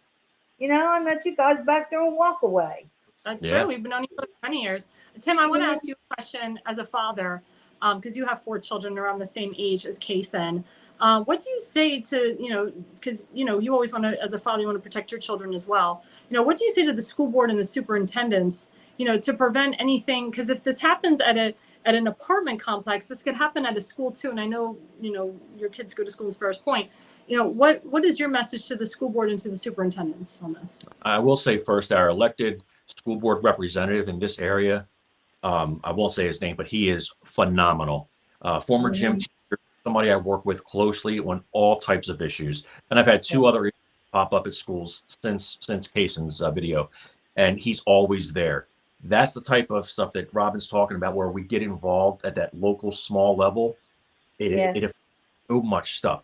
The superintendent got involved in this because I went to that school board representative and he made sure, and I don't even know if I even ever mentioned this to Robert, but he made sure there was extra support in that school, at least to keep eyes to make sure nothing went crazy. So those are Yes. the things that we can affect. Now, in terms Yes. of school superintendent and everything, there are plenty of issues. First of all, the education is failing many of these kids. And the parents are also not working with schools, and you have issues like this that will just fester up and become problematic. So my thought has always been, if you have these problematic children, let them be homeschooled in terms of virtual. Let the parents figure it out while those kids are away and not disrupting the kids that are being productive and trying to learn in the schools. That is a way to make kids feel safe, first of all. And that's something I believe the county should really look into. It's finding a way, first and foremost, to take care of our kids, because as I used to always say, American kids first, which means we put our youth first and make sure that they're Yes. taken. This school system has many issues, not as bad as Baltimore City, but this county is turning into the city, especially with education. So I thank my local rep, and I wish the county would have done more to be more proactive. And I will say this as well, and this really touched my heart. I had other fathers that had messaged me and sent videos. That next day, after this video went viral, they were sitting at that apartment complex and by that school videoing everything to make sure that nothing happens. And nobody knew that they were doing that, but they did it because that's what the community is all about. We take care of our own first. We take care of our block, our community, our city and the state, and then America. But if you don't take care of your own first, this is the kind of stuff that happens. And we need to make sure we take care of the most vulnerable, which is our children. Yes, that's exactly right. And and we need to do the local elections, the school board. I attend my school board elections down here. You really learn a lot if you just go. The election didn't go our way this time for the school board, except for one person. But please, everybody needs to pay attention. Our kids, take care of our children. Yeah. I agree. One final question to you, Robin. Has any of parents of the kids that, beat up Kason, they reached out to you? One did. Hmm. I don't want to say his name. I don't want to say, because I'm, unless you give me permission, I'm not going to do that. And he was a grandparent, and he called me and apologized. That was his step grandchild or stepchild, and he said, I see you've already contacted the police. We were just going to do that, and his mother and his father are going to take care of it. I'm That's glad. I hope more can follow. I hope that all of those kids that, beat up your grandson, I hope that the parents do call you and the grandparents call you and apologize, or really, really do something, because it wasn't right what happened to your grandson. Well, I'm sure it's hard for them as well. I mean, they must be embarrassed as well. I mean, as a parent, if my kid did something like that, I would be utterly embarrassed, and I don't know that maybe I could. I don't know. Um, go apologize to them. Probably I could, because I talk to everybody, but not everybody's me, and Yeah. and that's okay. It's okay. But I hope they talk to their child. Talk to your child. Tell them to do better. And I'm going to talk to my grandson as well. We're going to have a little chit chat too. My Well, we last just have question. a couple. Can you Go tell us ahead. a Go little ahead. A little bit about what? about Kason? Like, he's a great athlete. He's a great soccer player. He's he loves Gigi spaghetti and meatballs the best. He's always busy. He loves animals. He loves his cousins, his family. Um, I teach him about the Constitution and America, and I teach him about all you guys long before this happened, because because I want him to be America first. And you know, he is a good kid. He's just a boy. Yeah. He's a boy, and sometimes he can be a little dingbat, and that's boys are, you know. I But feel I feel targeted right here. what? Oh, I'm sorry. No offense. No, No I offense. telling us, who he is and the story. Are you able to forgive those that were involved in this? Of course. Okay. And I I had a don't. feeling. I don't have that kind of. I just don't. I can't. Yeah, no. They're kids, you know, and they need to be guided. We need to go to God. Let's try that. Let's try Mhm.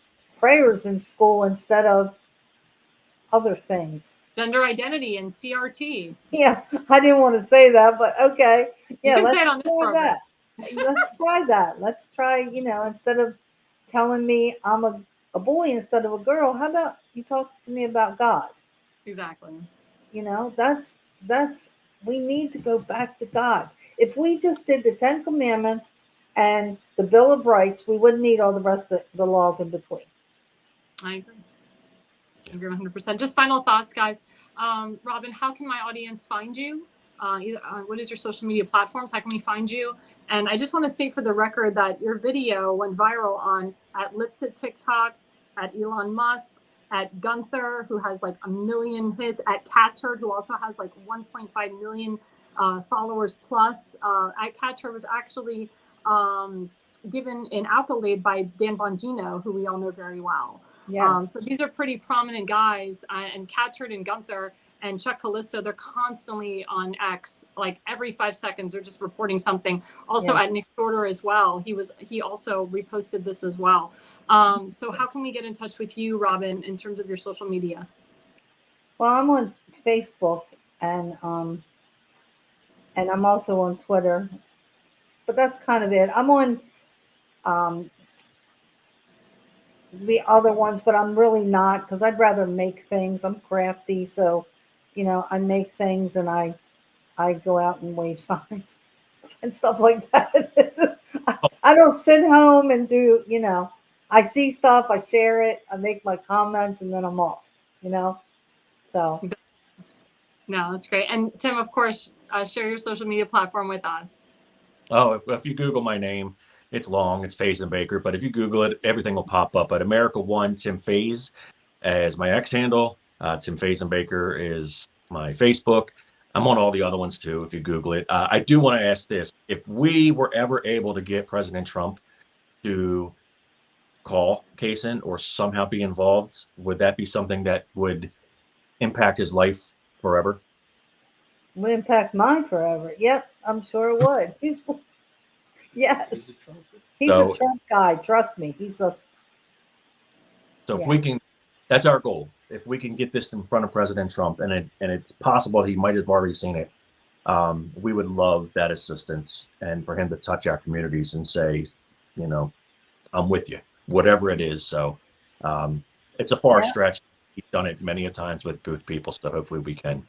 yeah. President, I know you're listening. Take a look. Yeah, and please, Pam Bondi and President Trump, please sue the state of Maryland. Please charge the governor. Please charge the attorney general. Please charge the Baltimore City Mayor Brandon Scott. Get these DEI leaders out of office. They're disgusting people, and they're the reasons why I was almost killed at an Ulta store, why her grandson was pretty much almost killed by 20 vigilante delinquents. We can't have this again. Never, and we always say never again means never again, and never again means now. This has been a great 40 minutes, guys. Before you guys leave, I'm just going to put up the flyer of our good friend, Kimberly Stansberry. Damon, you got the flyer? Oh, I don't see it. Oh, yep, there's the There it flyer. is. Join us. So our friend Kimberly Stansberry, she's running again for Baltimore County Executive. Please join us for the public event over politics at Bowman's, 9306 Hartford Road, March 21st from 6 to 9 p.m. There's going to be some great people there as well. She is a great person. And as I said, you know, the Democrats that are running opposition of her, you know, they don't support, Robin. They haven't reached out to Robin. And I can tell you that Kim Stansberry was also, she's a grandma as well. She was heartbroken by this whole incident. And one of the biggest things as county executive she wants to do is really combat the crime and lower the crime, because the former county executive, Johnny Olszewski, who's now the congressman, he's one of the reasons why there's so much crime in Baltimore County. He left Baltimore County with such crime. So please, I implore the people of Baltimore County to vote the right way, to hashtag Jexit the Democrat Party, to vote Republican, to vote independent, to vote for Kim Stansberry in the primary. Once she wins that primary, vote for her in the general, because we need a proper person in as county executive so that this crap doesn't happen again. And one more thing, if you don't mind, that I say, let's try to get educated on what's going on in your neighborhood. And I want to give a shout out to my delegates. They're all in session right now, and thank God, I have awesome ones. I have, in my district 31, get it done for 31.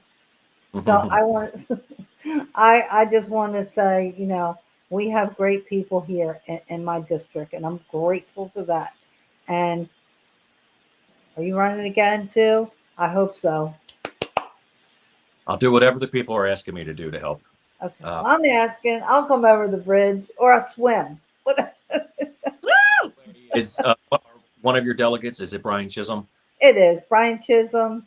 Great guy. Yeah, he's awesome. He's fighting for our electric, because they closed all the power plants except one. So I don't know how they think we're going to get power to our house, and all these electric cars, Nick Kipke. Yep. And Latoya. Latoya is kicking butt, isn't she? Yes. Yeah, Yep. she is. Yes. You have a good team down there, so. We do. And Nathan Volke, he's good too. So we got some good people. Yep. And we need to get the team back together on your side and get it all back again. We're working it.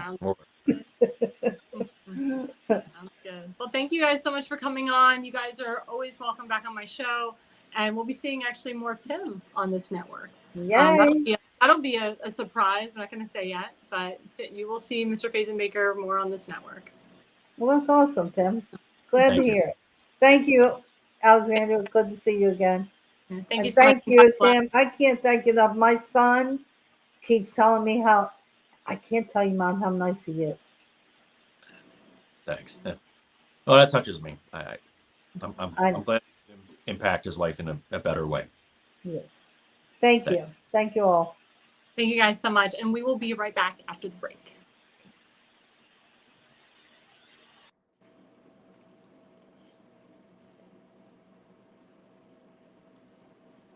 And hello, everyone. We are back. This is Alexandra Levine with Alexandra Levine Live. We just had a very, very impactful story about a young boy, 12 years old, Kaysen, who was hurt innocently by about 10 delinquents. And we just had his wonderful grandmother on, Robin Zirkle. Please go to her Facebook at Robin Zirkle and to see the video of what we posted. You can also follow elected official Tim Fazenbaker on his personal Facebook, Tim Fazenbaker. You can follow him on X at America One Tim Faze, as well as his Instagram at Tim Faze and his Truth Social at Tim Faze. And he's all over Rumble at Tim Faze as well. And you can also see the viral video. You can also see the post that he made and the efforts that he did to help this family. And we need to continue helping this family, because if not, more of these heinous crimes will happen, and we can't have this happen ever again. So we're shifting to this last 20 minutes, going into liberal congresswomen and men. I just say liberal congressmen. There we go. Forget the women and the men. Liberal congressmen who, think they know it all. And again, these are DEI hires, and a lot of these people, they just have Trump derangement syndrome, TDS, and they do not stop. The first one that we'll bring up is from Representative Jasmine Crockett. She's insane. And, she writes, this will be public record, take it up. It shows that she was actually making a lot of money, that Doge found out that they were giving her, all this money for 3 luxury cars. Again, we talked about Elon Musk and Doge. Why are people combating him? it's showing that we, the American people, are giving this woman money for 3 luxury cars. Why are we doing that? Why is our taxpayer dollars going to that? Again, she works for us. We don't work for her. And then this was a very interesting tweet about Rosie O'Donnell. So Rosie O'Donnell actually decided to move to Ireland. And the ironic thing is that the Prime Minister of Ireland actually visited President Trump in the Oval Office at the White House, because we're approaching St. Patrick's Day on Monday, March 17th. And even President Trump said, like, oh my God, how could you have Rosie O'Donnell in your country? Like, your country's going to go broke. And Rosie O'Donnell, of course, said, if President Trump gets reelected, I'm moving out of the country. A lot of liberal artists did. But who was a Rosie O'Donnell? She was this, big comedian. She's a hardcore liberal. Again, it's these liberal actors and actresses that get involved in politics that really kill their craft and kill their message.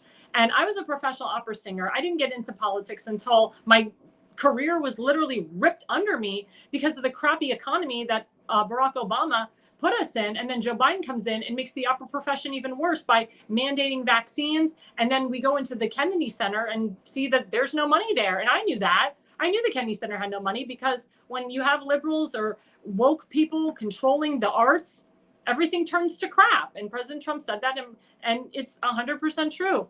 Rick Grinnell proved that. He's the executive director of the Kennedy Center now. President Trump is the chairman of the Kennedy Center. So you have idiots like Rosie O'Donnell, idiots like Jasmine Crockett. Then you have another idiot, AOC. Let's go there with her. So AOC actually said, she's a congresswoman from New York, that we should hoard these illegals, that we should harvest illegal criminals. Well, Thomas Homan, the border czar, he didn't like that. And she's been hit with an ethics complaint over, quote, several troubling expenses from the representation's disbursement. So that means that when Doge went in to investigate her, she hasn't been putting in stuff in her FEC report. When you're a congressman or woman, you have to literally declare everything on your FEC report. And if you declare all this miscellaneous stuff, that's illegal. If you declare all the stuff that is coming from the American taxpayer dollars and not really going into your campaign, that's illegal. So Doge found that out. And of course, border czar Thomas Homan is looking into her, because she said she wants to harvest illegals in her apartment, in her home, anywhere. And of course, she's mad at Attorney General Pam Bondi for suing the state, for suing Letitia James and Alvin Bragg as well.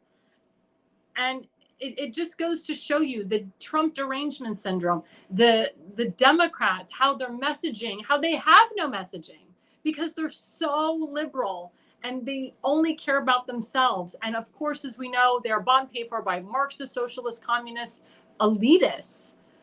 And they just have no inclination of we, the American people. They don't care that we're suffering. And again, we saw this with 4 years of Joe Biden, how inflation was going up, cost of everything was going up, our jobs were going away to illegals and DEI hires. That's why President Trump came in and signed all those executive orders to get rid of the DEI hires and to get rid of illegal criminals. And what did Secretary say Marco Rubio do?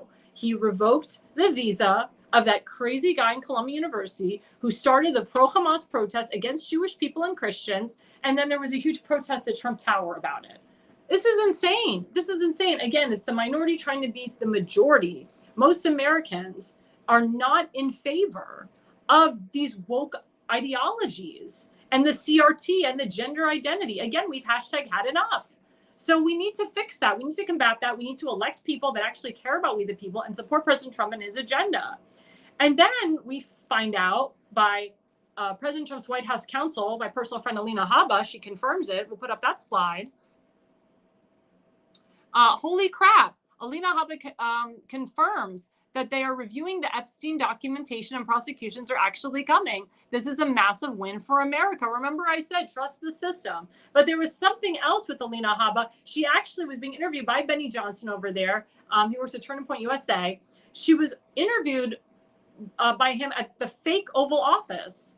This was a pretend Oval Office that Biden was being interviewed from. It wasn't even the real Oval Office. And a lot of people question, was he really in the Oval Office? As you know, he was a Manchurian candidate. He wasn't sworn in at the exact time that a president's supposed to be sworn in. And there was nobody at the rotunda that day because they blockaded the entire Capitol.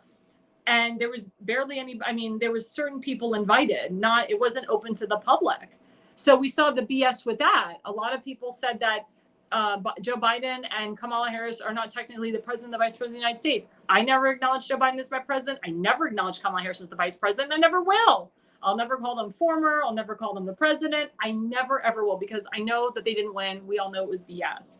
But Alina Habba confirmed. She confirmed that the Epstein files are coming. As I said, Attorney General Pambani and FBI Director Kash Patel are doing the work. But Alina Habba confirmed that Joe Biden was sitting in this fake Oval Office with this teleprompter telling him what to say, fake printer over here, fake video over here, fake camera over here, a fake setting throughout the whole entire room. She couldn't believe it. She exposed it on her Twitter today and on her Instagram. And it shows the fakeness of that administration, how fake Joe Biden was, how fake Kamala Harris was, how they were controlled, how they were just puppets, how Obama was controlling everything, the entire scene, and also George Soros was controlling this as well. But we, the American people, there's hope. There's hope for us. Like I said, there is hope. Even with all this wokeness, even with all these Democrats trying to control us, even with the rhinos, the uniparty trying to come back. We have former Governor Larry Hogan trying to run for governor of Maryland again, even though he got beaten badly against the new senator of Maryland, Angela Asselbrooks. These rhinos that want to come in, or these rhino delegates, or these rhino state senators, or these rhino county councilmen that want to keep running, and they push these liberal bills on their people. Again, we the people are waking up. We the people waking up to this, and we're saying we've hashtag had enough. We're not doing this. This is not happening. And as a result, as I said, gas prices are going down. We have a slide on that to confirm. And this was from Sheets. This was U.S. gas prices from a Sheets gas place. There we go. Justin, U.S. gas prices dropped for third consecutive week, lowest in 4 years. That's from Sheets. So I prefer Wawa. That's just me. But it's showing you that the U.S. gas prices are going down under President Trump. Like he said, we are going to be energy independent again. Promises made, promises kept. So that's why it was very crucial that we, the American people, saw 4 years of hell, and we saw Democratic-controlled House, Democratic-controlled Senate, and then, of course, we took back the House, but we still had a Democrat-controlled Senate, so we couldn't really do anything.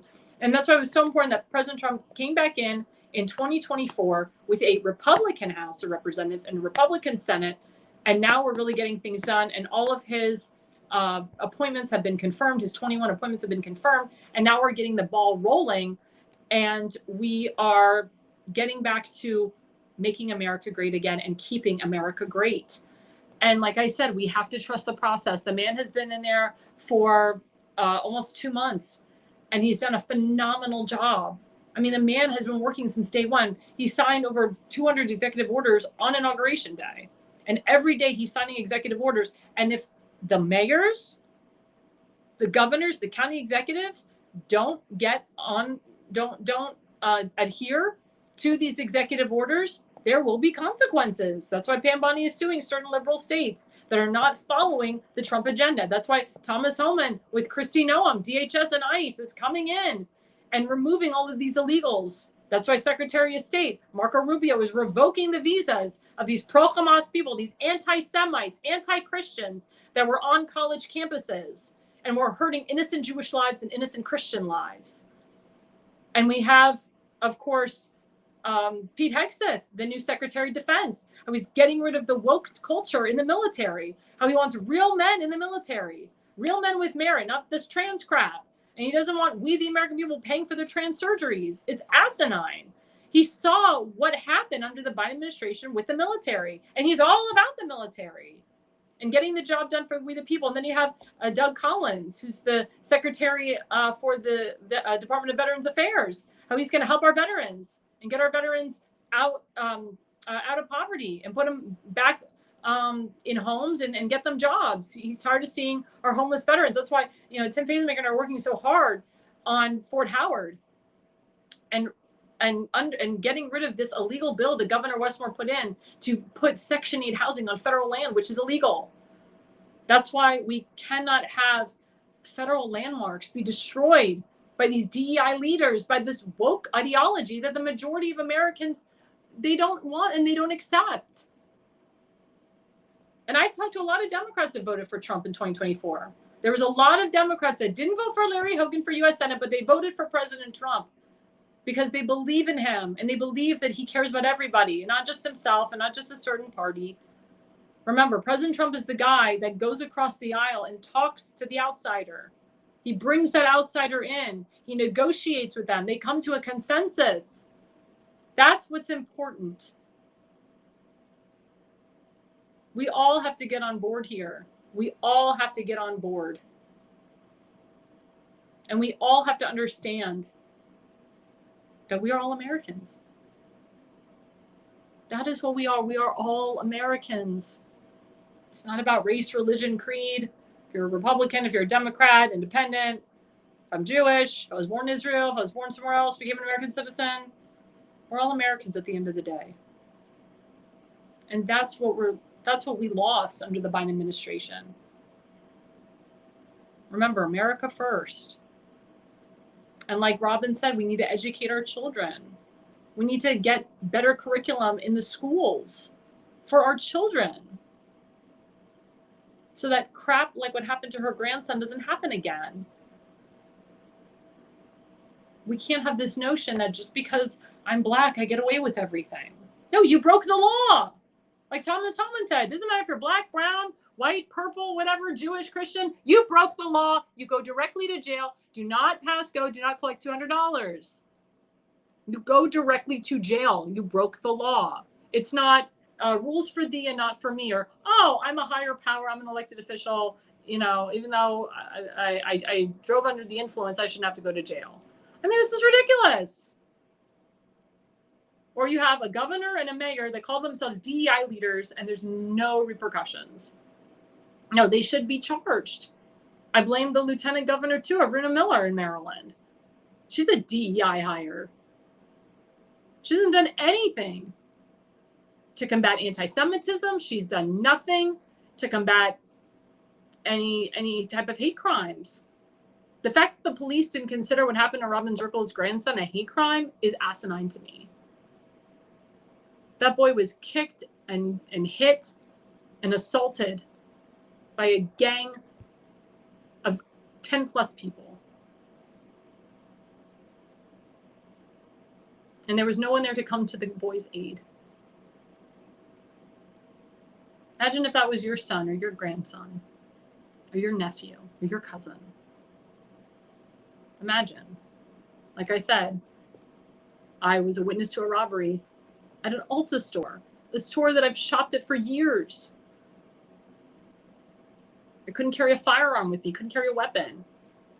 The employees, they allow these people to loot. But what if they would have shot us in the head? Would that have been okay? What if they would have killed us all? What if they would have tried to rob me or hold a gun or a knife to my face or to my neck? What if I would have defended myself? I worked with the Israeli Defense Force. I know Krav Maga. They teach you how to kill someone with your bare hands. What if I had a gun or a knife to my neck and I wanted to defend myself? Would I be thrown in jail for defending myself? That's not what this country is about. We have the right to bear arms, we have the right to defend ourselves. That's what Dan Wass talked about too, or 2A guy, Guns of America. How we need to be able to have a firearm to protect ourselves, no matter where we are, whether we're in a school, a hotel, a museum, a synagogue, a church. There's a lot of synagogues that have had terrorist attacks, churches too. But the congregants aren't allowed to bring weapons. And I agree, we should have a vetting system, a proper vetting system. If you are a trained military person, or if you were trained in a firearm, you should be allowed to carry. If you, the individual, don't feel comfortable carrying, then don't carry. But we should have the right to protect ourselves. What if Robin's grandson had something on him to protect himself? He probably would have been the one charged and thrown in jail. That's how messed up some societies are. That's how messed up some states are. The liberal policies is what killed our country in 2021, 2022, 2023. And the liberal policies killed us when Obama was president too, for 8 years. We cannot have the pendulum swing back to that. We must continue in the direction of defending and protecting our First Amendment, our Second Amendment rights, and so forth. We need to teach our kids about the Constitution and the Bill of Rights. We need to have teachers in the classroom that don't throw their political bias into the classroom and teach the Holocaust as it was. And don't bring pro-Hamas or Hamas propaganda and say that Palestine exists into the classroom, because there's no such thing as Palestine. Don't have these pro-Palestinian library teach-ins.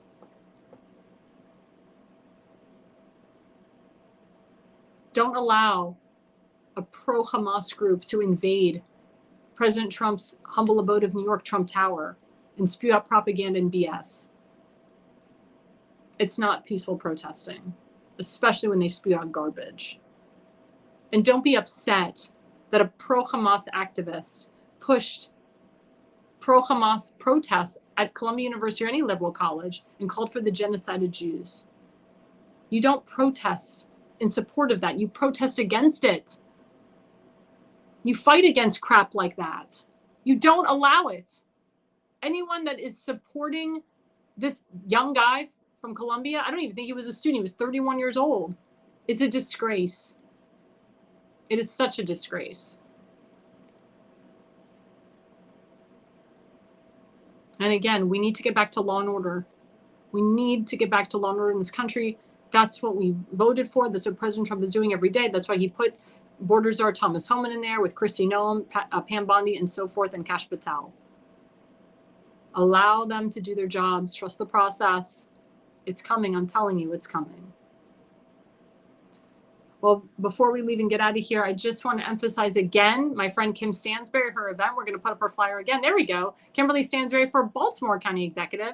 Join us for the Public Safety Over Politics campaign kickoff. It's March 21st from 6 to 9 p.m. at the Bowman's. It's a restaurant, 9306 Hartford Road, $60 included. This is the QR code.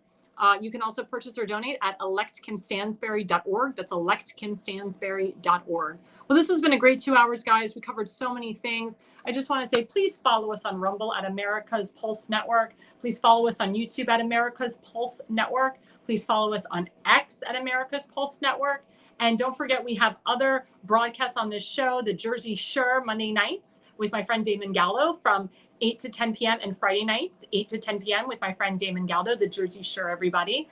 And don't forget to follow me on Facebook, Alexandra Levine, and on X at Alexandra Levi20, at Instagram at ARLevine85, at Truth Social, ARLevine85, at my Rumble channel at ARLevine85, and on my YouTube channel, which this show is connected today or tonight, at Levine Consulting. Thank you so much, everybody. And the reason you listen and the reason you watch is you are no idiot.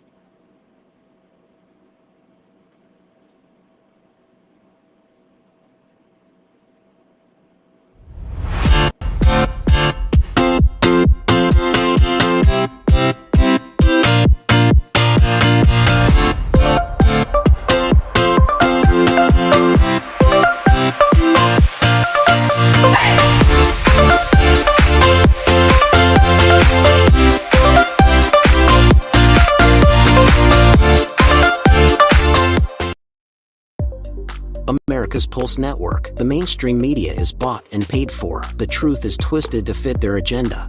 But America is waking up because podcasts are the future for trusted media. Welcome to the America's Pulse Network. It is a network built by patriots that upholds the Constitution.